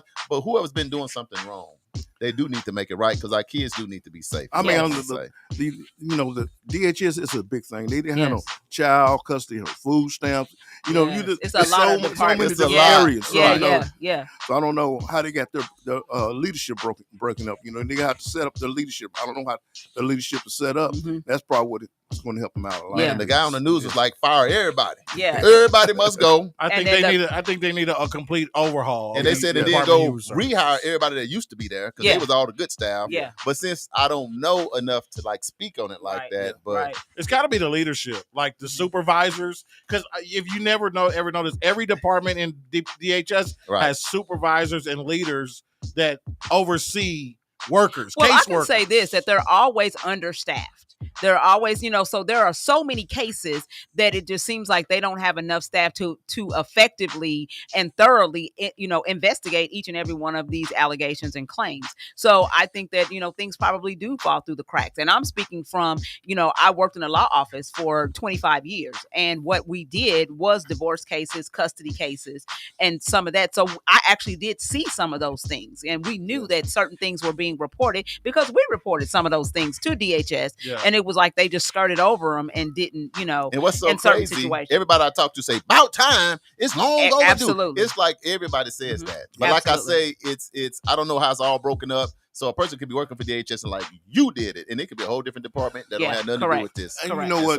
When you're talking about putting kids in group homes and play, it's not enough of those around here. Exactly. A lot of people don't want accept kids that they don't that's not theirs into their home. Yeah. And that's a problem too, because you look for a place to place these kids. That's why sometimes they get in these bad homes. Because you get like I used to be I was told this, you might get about like $1,000 a kid. Right. You know, for each each kid that you have, and sometimes the people that take these kids just getting it for the money. They are. And it's very it's a very lucrative industry. Yeah. Hey, so let me just tell you this. Uncle Brian says your vote always counts. He said, and if 33 more people would have voted in Germany, Adolf Hitler would have never assumed power in Germany, and World War II would never have happened. So your vote always counts. Absolutely, he also Uncle said Brian. that DHS needs to be completely overhauled. Man, Can I add this to your hot topics today? Just a quick story on P. Diddy. Things keep getting worse for P. Diddy because the feds are seeing an uptick in accusers come forward with more allegations. This time, a law firm in Texas has filed 120 counting new cases against Sean Puffy Combs. You know what? I don't condone anything that he's done if he actually did those things. But what I'm saying is, I think that sometimes people just start becoming copycats and they just jumping on the bandwagon. Well, one includes a 9-year-old. Again, where were your parents at? So I just feel like a lot of times what happens is because somebody finally came out and then he finally did get in trouble, and now everybody want to come out and say, "Oh, I got a story. Why come you didn't tell your story before now?" Well, the ticket is 2 men. I was telling Damali this. I'm like, one man can't do all of that. Exactly. Now, I feel like for what he's done, then what needs to happen with the system. So I'm definitely saying for sure. that. But what I'm saying, he was having Diddy parties. And he wasn't having these parties by himself. Right. Everybody was in these parties. And having a good time. So what I am hearing a lot is a lot of very powerful people could be going down. And I definitely believe that. Because if you look up, Diddy's with everybody. So that is just a bad situation. And, you know, he's been on suicide watch. They say he don't want to eat because they think I'm going to try to poison him. Yeah. You know, it's just a lot going on with that right now. But I think that Diddy's demise will keep a lot of people maybe back breathing, because when you're hearing 30, 40, and 50 CEOs stepping down, radio execs leaving, what you leaving for? What you leaving for? Where you going, Cletus? They got some skeletons Come on, in the closet. Cletus, where you going, Cletus? They don't want them bones falling out the closet. But either way, it looks bad. And it looks bad. I saw a video yesterday where Puff Daddy was having a party, and videos have been started to be leaked and released. And this one, he was standing on the balcony and was announcing, "Okay, we having a good time, y'all, but the kids gotta go at 9:30. After that, it's gonna be some things going on that y'all don't want the kids to be involved in." And I think a lot of people are judging him for what he was doing, whether it be extremely sexual in nature. You can't really, I don't know, can you lock someone up for having sexual freaky parties? I mean, I didn't know you could do that, but only thing what I think about, and then I know we got to switch gears because we got to get up out of here. We're already about 35 minutes. Anyway, I just think about the guy that has the greet of the big pool. What's the white dude name? The old white man, have all the girls all Hugh over Hefner? the pool. Hugh Hefner was having Diddy parties, doing Oh, all the same stuff stuff, with girls everywhere, getting all that. Hugh Hefner's the house money is man. next door to P. Diddy's house. That's what I'm saying. And my thing And so why is it a big it's deal? like Hugh Hefner get to do this for a whole. Now I'm not letting Diddy off, but I'm like, he was having Diddy parties too, and everybody know about it. I think Everybody it's the talk abuse. about it. I think it's the abuse allegations, the stuff that we seen on video with Cassie getting beat half to death in the hotel lobby on camera, and him being him of his stature, of his nature, this big multimedia mogul. Well, I think we have to be careful with our words, because I don't know if she was beat half to death. Now he did kick and do something, but half to death is different. You kick a woman. I mean, you kick a woman in the stomach. You might be trying to get I'm rid just of saying, a baby. I don't want to say that here that she was beat anything. like that, but to me that was the most egregious. Yeah, that to was me, egregious. really, Very that's egregious. the most egregious. Really, I just thought Diddy was nasty. Him and all his oil he running with grown folks. And if you want to do that, you can do that because y'all all are grown. Right. But when you put your hands on a woman, or if you're doing something with some kids, then that's different. Lieutenant Sanders, what you think before we switch gears? We got Diddy playing in the back, so be careful. No. You know, ain't no baby all around, so he good.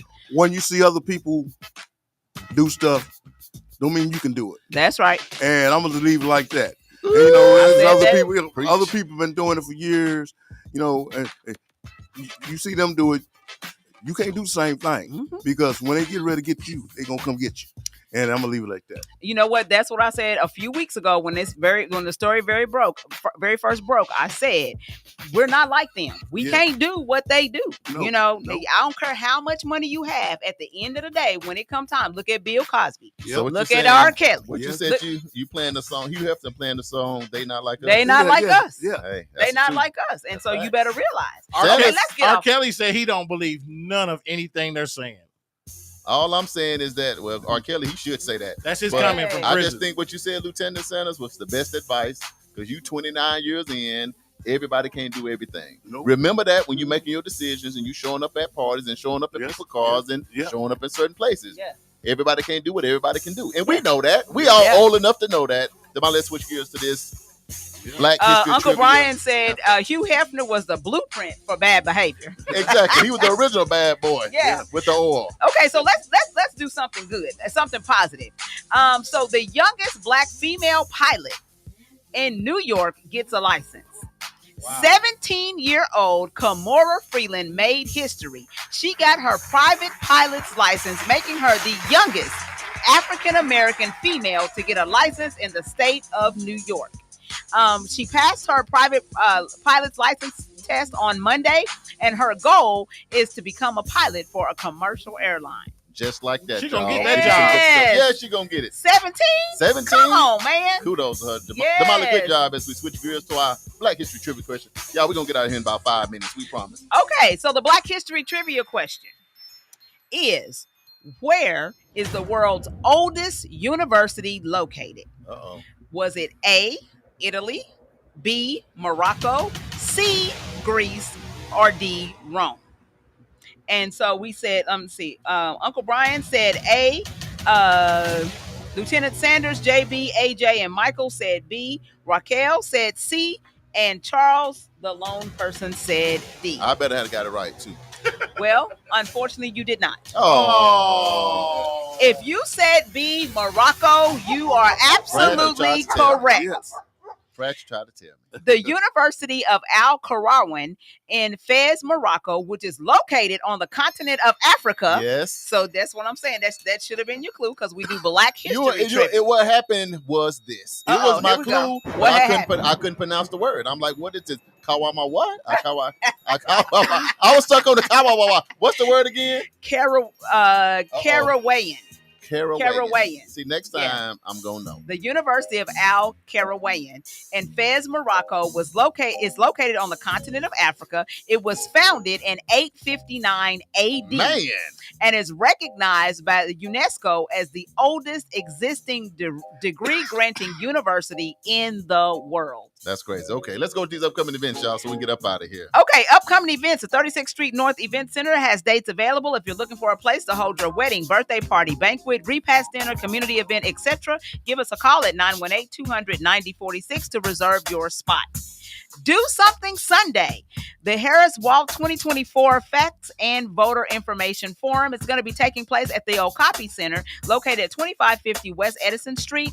That's going to be on this coming Sunday, October the 6th at from 4 to 6 p.m. It's hosted by the Oklahoma Democratic Party State Chair, Alicia Andrews, Pastor Warren Blakeney Sr., and Senator-elect Regina Goodwin and Jericho Wortham.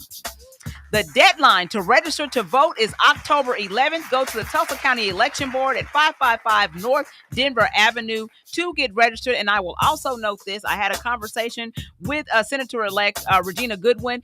You also need to be making sure that you are knowing where your polling place is. A lot of people are being pulled off of the rolls. So you need to make sure that you are still listed on the rolls and also where your actual polling place is, because if you show up at the wrong place, you're not going to be able to vote. They won't count your vote? You're not going to be able to vote there because that's not your polling place. Look, Damali, look. Uncle Brian said, Charles, take 2 seats, laugh out loud. See, it be your own people, JB. It ain't your enemy. It be the people that's rocking and rolling with you. Get somewhere and sit down. I think he was hating on your muscle shirt earlier. Right. See that? Big shoes in the building. All right. Don't forget, Daylight Savings Time is happening November the 3rd. I want to keep reminding you guys about this because, we always mess up every year. Sure will. So we're going to fall back is what we're going to do on Get November that hour the 3rd. of sleep. I want that hour. Right. Don't forget, the presidential election and local runoff elections here in Tulsa happen on November the 5th. So make sure you are registered to vote so that you can participate. Your vote matters.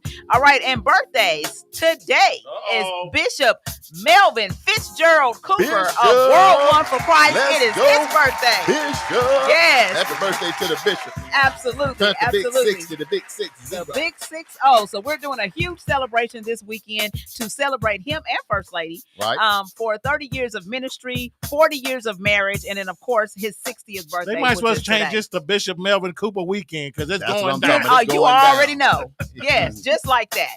All right, October the 3rd, which is tomorrow, my granddaughter Cayenne Brown will be turning 6 years old.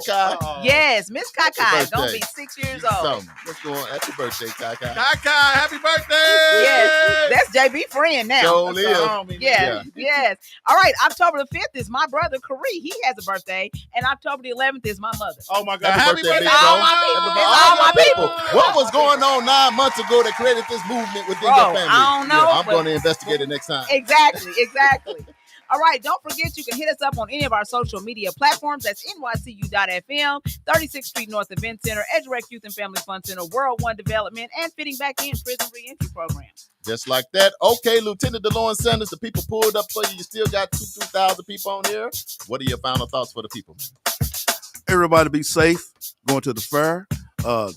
And everybody just treat everybody good and nice. Yes. Just like that, man. You had a great show today, man. Thanks for all the tips. DJ JB Smooth, he done put the lokes on. That means he ready to go. What's your final thought? I'm speechless, man. Y'all keep being great out there. That's all I'm going to say. You know what I'm saying? Because it's going down. Be serious at all times. Stay on your P's and Q's. Final thought, Damali? Yes. So, everybody love each other. Make sure that you're voting because we got to, make sure that we're getting people in offices that's going to be able to reflect our community and what we need to see as far as taking care of our community and this next generation. And then also want to remind you guys, don't forget about our 4-part series that we've got. We started last week. And so, go back and watch that show because we want you guys to be able to participate. It's an interactive series where we're talking about, your gifts, your talents, and how that relates to where you come from and who you are. And your superpowers, too. And your superpowers, correct. So make sure that you are, go back and look at that show. Do the little homework that we assigned. It's not nothing major, y'all. But it's going to be fun. Look, everybody was calling me, Charles, what's going on with the DNA? They calling it the DNA series. It's not really called a DNA. But DNA. The bottom end, how do your DNA govern maybe what your gifts and talents are? You might be out here doing all these different things when you know where you was connected to Africa. If you knew that, you may be in a different space, maybe doing something you love, something that you was gifted to do. But it's the 4th Wednesday of every month. So people was ready for us to talk about the talents and the gifts. It's like, no, that's not today. But before the year out, you'll know your superpower. So next week, what we will have is Dr. Andre Ferdu with the medical report. So y'all stay tuned for that. Well, we got to go.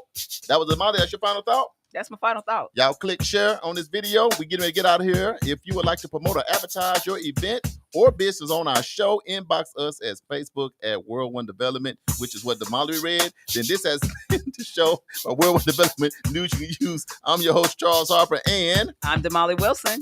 And we're live every Wednesday from 1 p.m. to 2 p.m. So make sure you tune in. Hey, that was my part. I know. I read everybody's part. Yeah. If you'd like to promote or advertise your events or business on this show, inbox us at Facebook at World One Development, Fitting Back In, EduRec Tulsa, 36th Street North Event Center, and nycu.fm. This has been World One Development News You Can Use with Charles Harper and magnificent Ms. Damali Wilson. The views, thoughts, and opinions expressed on this program belong solely to the host and their guests and not necessarily to the station, organization, committee, or other groups or individuals associated with KBOB 89.9, Eden Media Service, radio services, and nycu.fm and World One Development's News You Can Use. Thank you, y'all. Have a good day. Anything else, y'all?